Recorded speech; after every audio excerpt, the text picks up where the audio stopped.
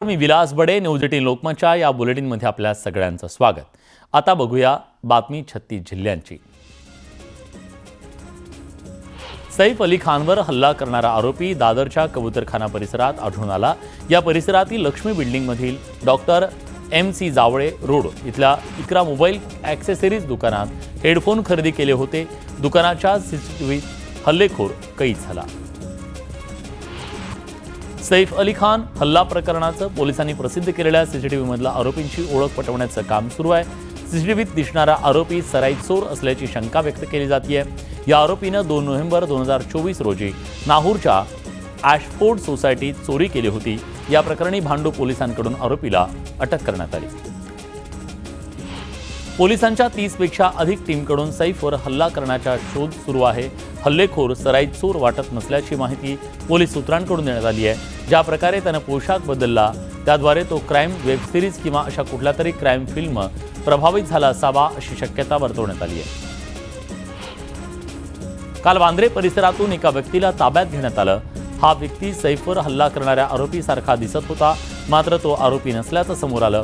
वर्सोवा परिसरात संबंधित व्यक्ती चप्पल चोरी करत असताना CCTVत कैद झाली. याबद्दल पोलिसांकडून अधिकचा तपास सुरू आहे. सैफवर हल्ला झाला, मात्र हल्लेखोराच्या निशाणावर नक्की कोण होतं असा सवाल उपस्थित झालाय. जखमी अवस्थेत असताना सैफनं फक्त तैमूरला सोबत रुग्णालयात नेलं. फक्त तैमूरला सोबत का नेलं आणि या हल्ल्यामागचं नक्की कारण काय असा सवाल उपस्थित होतोय. मुलाचं नाव तैमूर ठेवल्यानं सैफ अली खान याला मागील अनेक वर्ष टार्गेट केलं जात आहे. त्यामुळे सैफवरचा हल्ला पूर्वनियोजित असून धार्मिक कट्टरतावाद्यांनी हल्ला केल्याची शक्यता असू शकते असा आरोप जितेंद्र आव्हाडांनी केलाय. त्यामुळे ज्या पद्धतीनं तपास करण्यात यावा अशी मागणी आव्हाडांनी केली आहे. सैफ अली खानवरील हल्ला प्रकरणी त्याची पत्नी करीना कपूरचा जबाब पोलिसांनी नोंदवलाय. हल्लेखोर खूप आक्रमक होता. त्यानं सैफवर अनेक वेळा वार केले, मात्र आरोपीनं घरातील कुठलीही गोष्ट चोरली नाही असं करीनानं पोलिसांना सांगितलंय. शिर्डीतील राष्ट्रवादी काँग्रेसच्या अधिवेशनाला छगन भुजबळ यांनी हजेरी लावली. दरम्यान तासाभरानंतर भुजबळ पक्षाच्या अधिवेशनातून निघून गेले.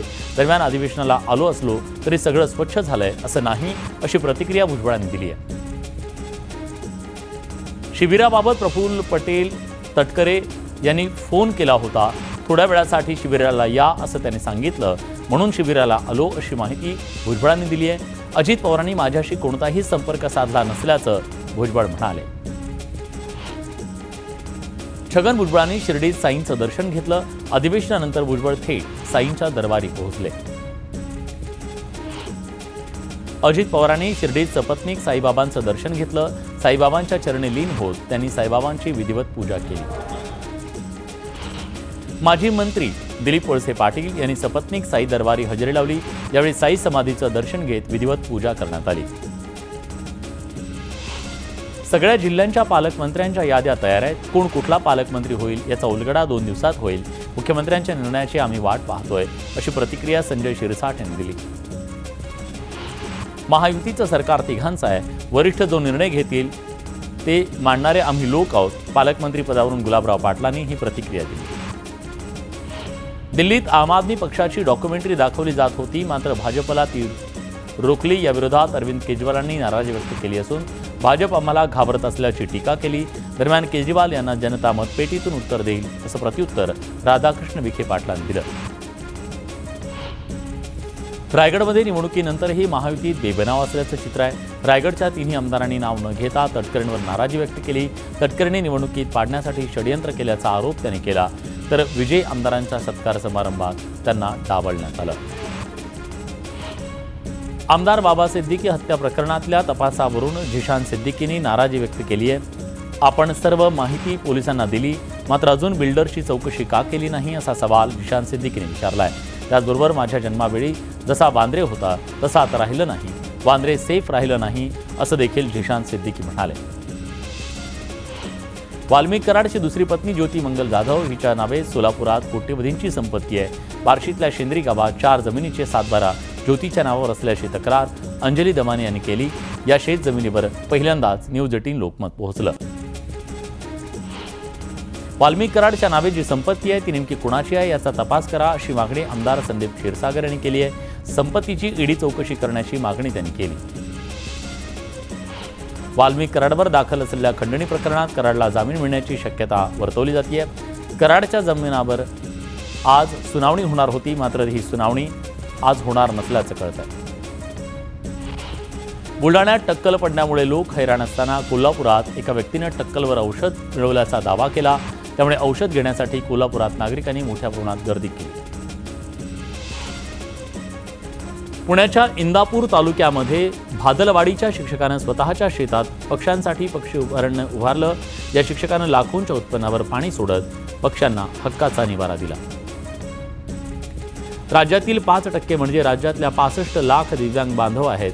माजी सैनिकांना ज्याप्रमाणे मालमत्ता करात सवलत दिली जाते त्याप्रमाणे दिव्यांगांना सुद्धा 50% सवलत दिली जाईल, अशी माहिती उपमुख्यमंत्री अजित पवार यांनी दिली. जादूटोण्याच्या संशयावरून चिखलदऱ्याच्या रेहट्या खेडा गावात एका वृद्ध महिलेची नग्न धिंड काढण्यात आली. दरम्यान यावेळी संपूर्ण गाव केवळ बघ्याच्या भूमिकेत होतं. महिलेच्या तक्रारीनंतर पोलिसांनी केवळ मारहाणीचा गुन्हा दाखल केला. दरम्यान या प्रकरणी महिलेनं पोलीस अधीक्षकांची भेट घेत कारवाईची मागणी केली. लाडकी बहीण योजनेचे पैसे परत घेण्याचा सरकारचा विचार नाही, अशी माहिती मंत्री आदिती तटकरेंनी दिली. या योजनेसाठी कोणतेही नवीन निकष नसून ज्या बहिणींनी चुकीच्या पद्धतीने अर्ज भरले त्यांचे अर्ज पात्र होतील, असं तटकरे म्हणाले. लाडकी बहीण योजनेचा लाभ नको म्हणून महिलांनी अर्ज करायला सुरुवात केली आहे. महिला आणि बालविकास कार्यालयात आतापर्यंत 12 अर्ज दाखल करण्यात आले. जळगावातील 52व्या जिल्हास्तरीय विज्ञान प्रदर्शनाचं मंत्री गुलाबराव पाटलांच्या हस्ते उद्घाटन पार पडलं. यावेळी विद्यार्थ्यांनी विज्ञान प्रदर्शनातून यशाचा मंत्र आत्मसात करावा, असं विधान पाटलांनी केलं. सिल्लोड शहरात बायपास रस्त्याचं काम सुरू आहे, त्यामुळे मुख्य मार्गावरून एसटी धावतीये. परिणामी मुख्य बाजारपेठेत मोठी वाहतूक कोंडी होतीये, त्यामुळे नागरिकांना नाहक त्रास सहन करावा लागतोय. दौंड शहरातल्या कटारिया करंडक स्पर्धेदरम्यान दौंडचे आमदार राहुल कुल यांनी क्रिकेटच्या मैदानात फटकेबाजी केली. कटारिया चषकाच्या उद्घाटन प्रसंगी त्यांनी बॅट हाती घेत चौकार षटकार मारले. धाराशिवमधील संत हजरत ख्वाजा शमसुद्दीन गाजा रहे यांच्या उरुसातील चिराग उत्सवाला सुरुवात झाली. दरवर्षीप्रमाणे यंदा नायकवाडी कुटुंबानं दर्ग्यात दिवे लावले. उर्साला लाखो मुस्लिम बांधवांनी हजेरी लावली. गोंदिया जिल्ह्यातल्या नवेगावच्या नागझिरा व्याघ्र प्रकल्पात पक्षीगणनेला सुरुवात करण्यात आली आहे. देशातील 70 तज्ज्ञ पक्षी निरीक्षक पक्षीगणना करणार आहेत.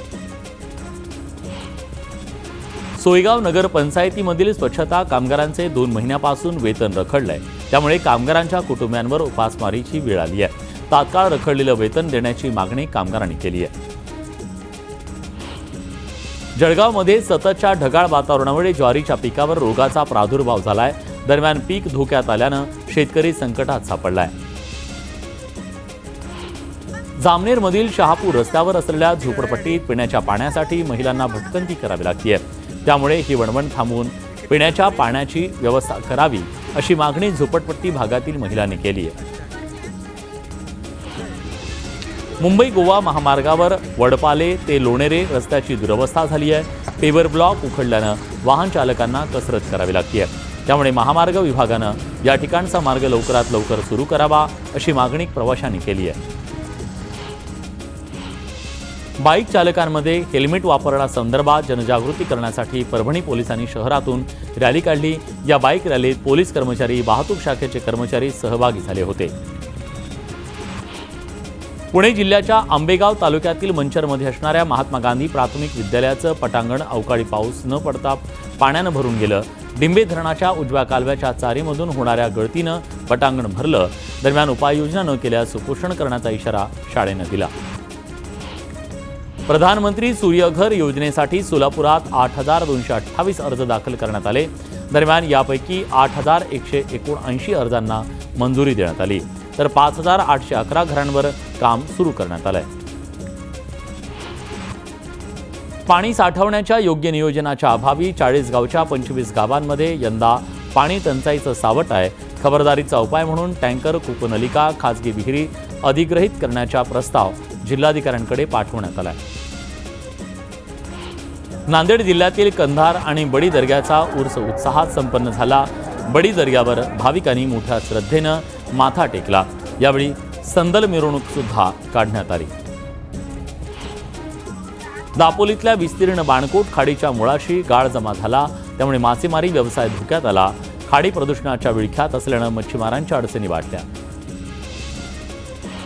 गोंदियात उपप्रादेशिक परिवहन कार्यालय आणि वाहतूक नियंत्रण शाखेच्या वतीनं वॉकेथॉनचं आयोजन करण्यात आलं.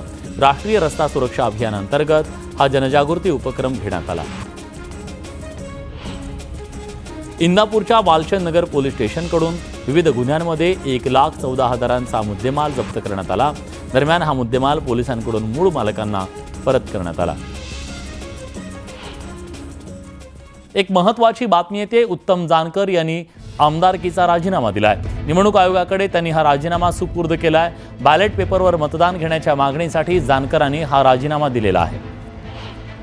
न्यूज 18 लोकमतच्या बडे मुद्दे या कार्यक्रमात यांनी या प्रकारची घोषणा आधी केलेली होती आणि त्यानुसार उत्तम जानकर जे माळशिरसचे आमदार आहेत, राष्ट्रवादी शरदचंद्र पवार पक्षाचे ते आमदार आहेत आणि त्यांनी आपल्या आमदारकीचा राजीनामा निवडणूक आयोगाकडे दिलेला आहे. बॅलेट पेपरवर मतदान घेण्याची जानकरांनी मागणी केलेली आहे.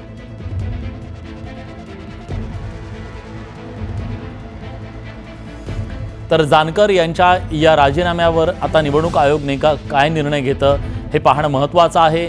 पण जानकरांच्या या भूमिकेच्या नंतर पुन्हा एकदा EVM आणि बॅलेट पेपर त्याचबरोबर इतर मुद्द्यांचा प्रश्न ऐरणीवर येण्याची शक्यता आहे.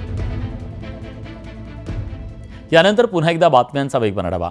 बीडच्या माजल गावात तृतीयपंथीयांचा वेश परिधान करून नागरिकांना लुटणाऱ्या तरुणाला जमावानं चोप दिलाय. एका महिलेबरोबर वाद झाल्यानं ही बाब लक्षात आली. त्यानंतर जमावानं संबंधित आरोपीला चोप दिला.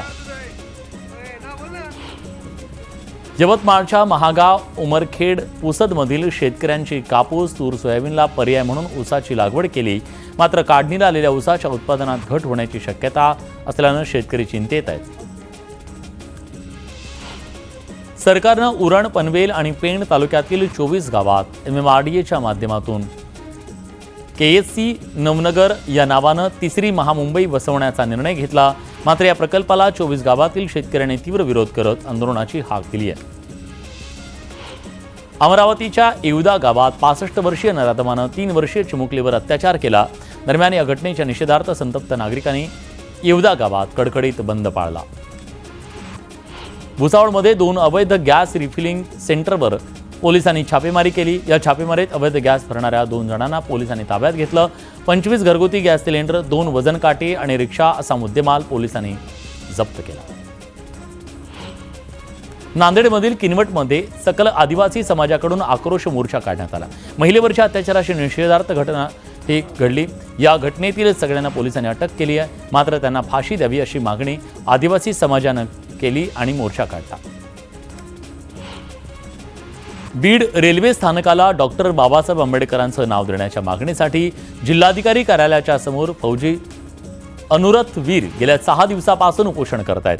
दरम्यान काँग्रेस खासदार चंद्रकांत हंडोरेंनी उपोषणस्थळी उपोषणकर्त्यांची भेट घेतली. नांदेडमध्ये शक्तीपीठ महामार्गाला शेतकऱ्यांनी तीव्र विरोध केलाय. 10 पट दाम दिलं तरी जमीन देणार नाही असा आक्रमक पवित्रा शेतकऱ्यांनी घेतलाय. शक्तीपीठ महामार्गाला जमिनी द्यायला नांदेडमधल्या शेतकऱ्यांनी विरोध केलाय. दरम्यान महामार्गाला माझाही विरोध आहे असं मत खासदार अशोक चव्हाणांनी व्यक्त केलंय. मुख्यमंत्र्यांना भेटून यातून पर्याय काढता येतो का हे बघू असं चव्हाण म्हणाले. अजित पवारांना भेटण्यासाठी आलेल्या पारनेरचे माजी नगराध्यक्ष विजय औटी यांना पोलिसांनी रोखलं. शिर्डीतल्या अधिवेशनाच्या गेटवर त्यांना रोखण्यात आलं. विजय औटी खासदार निलेश लंके यांचे कट्टर विरोधक आहेत.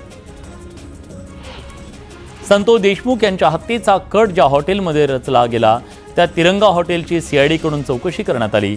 CIDनं हॉटेलमधलं CCTV फुटेज ताब्यात घेतलं. नाशिकचे ओल्या जमिनीच्या वादातून लहान भावानं मोठ्या भावाला बेदम मारहाण केली. मारहाणीची सगळी घटना CCTVत कैद झाली. परभणीच्या धानोरा काळेमध्ये स्वाभिमानी शेतकरी संघटनेनं जलसमाधी आंदोलन केलं. संपूर्ण कर्जमुक्ती देण्यासह विविध मागण्यांसाठी आंदोलन करण्यात आलं. भाईंदरच्या BP रोडवरच्या 13 अनधिकृत गाड्यांवर महानगरपालिकेनं कारवाई केली. कोर्टाच्या आदेशानंतर भाईंदर महानगरपालिकेनं मोठ्या पोलीस बंदोबस्तात अतिक्रमणांवर तोडक कारवाई केली. काश्मीरा परिसरात डिझेलचा टँक फुटल्यानं प्रचंड वाहतूक कोंडी झाली. अग्निशमन दलानं पाण्याचा फवारा मारला, मात्र रस्त्यावरच्या डिझेलवर रेती न टाकल्यानं 4-5 बाईक स्वार घसरून पडले. उल्हासनगर कॅम्प 4 व्हीनस चौकात एका बाईकवरून येत असलेल्या महिलेच्या गळ्यातील सोन्याचा हार चोरट्याने हिसकावला. या प्रकरणी गुन्हा दाखल करत विठ्ठलवाडी पोलिसांनी सराईत सोनसाखळी चोराला अटक केली. बुलेटिनमध्ये एक छोटासा ब्रेक. कुठे जाऊ नका, पहा फक्त न्यूज 18 लोकमत.